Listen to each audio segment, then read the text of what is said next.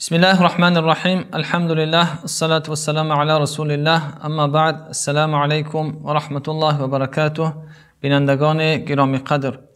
الحمدلله که باز هم در این ماه مبارک رمضان قرار داریم و چند لحظه با شما خواهیم بود. دوستان گرامی قدر، یک نصیحت زیبایی را که حضرت عبدالله ابن عمرو ابن عاص صحابه جلیل دارند در باره قرآن کریم و ما می‌دانیم که این ماه مبارک ماه نزول قرآن است و زیبنده است که در باره قرآن گفته شود. حضرت عبدالله زیبا نصیحتی دارند و می‌فرمایند که علیکم بالقرآن فتعلموه وعلموه ابناءکم فإنکم عنه تسألون و به تجزون و کفى به واعظا لمن عقل. حضرت عبدالله ابن عمرو زیبا در اینجا می‌فرمایند که ای امت اسلام، شما با قرآن چنگ بزنید، اخلاق خود را اخلاق قرآنی بسازید، زندگی خود را با قرآن مطابق کنید، قرآن را دستور عمل خود بگردانید و خود قرآن را بیاموزید و به فرزندان خود بیاموزانید، زیرا روز قیامت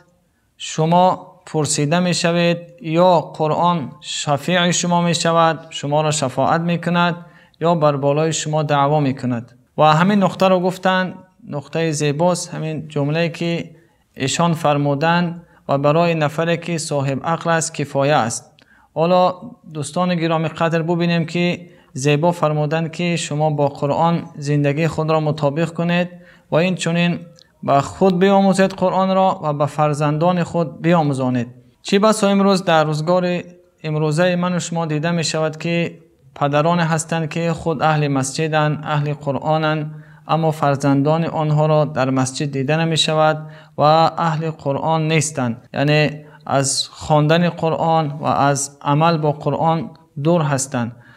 دوستان گرامی قدر، این نصیحت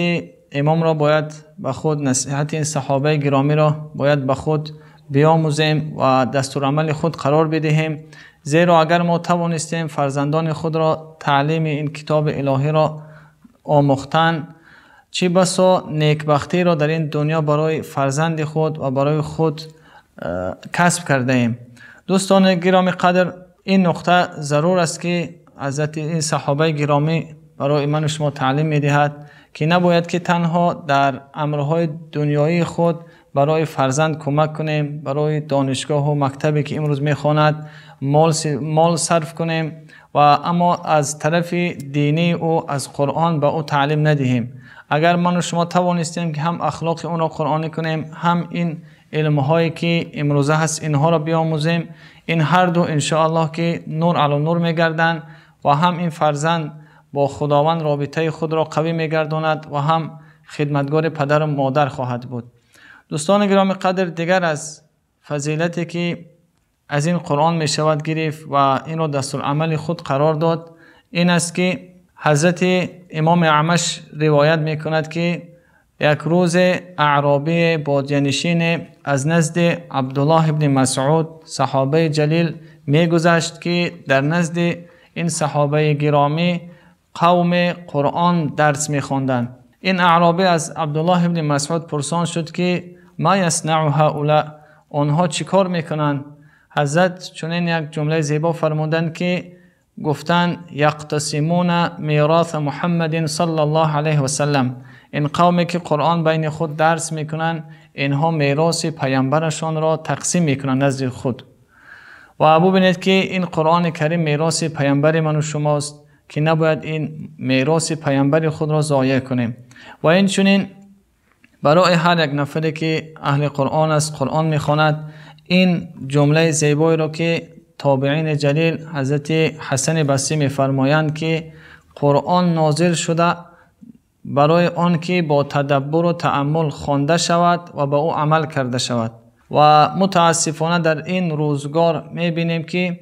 تنها ثواب را و از قرآن چنین برداشت دارند زیادی ها که تنها خواندن اون را اهمیت میدهند و اون را کسب ثواب میگویند، اما بر عمل او کم نفری که جستجو میکند در عمل قرآن که در داخل قرآن چی وجود دارد و خداوند برای من و شما چی میفرماید و از چی چیز خداوند منع میسازد. حالا آن که مقصد فرستاده شدن این کتاب الهی عمل هست و میبینیم که صحابگان گرامی قدر یک سوره بقره را سالها می آموختند، زیرا که هر یک آیت اون را عمل میکردند، بعد به حفظ آیت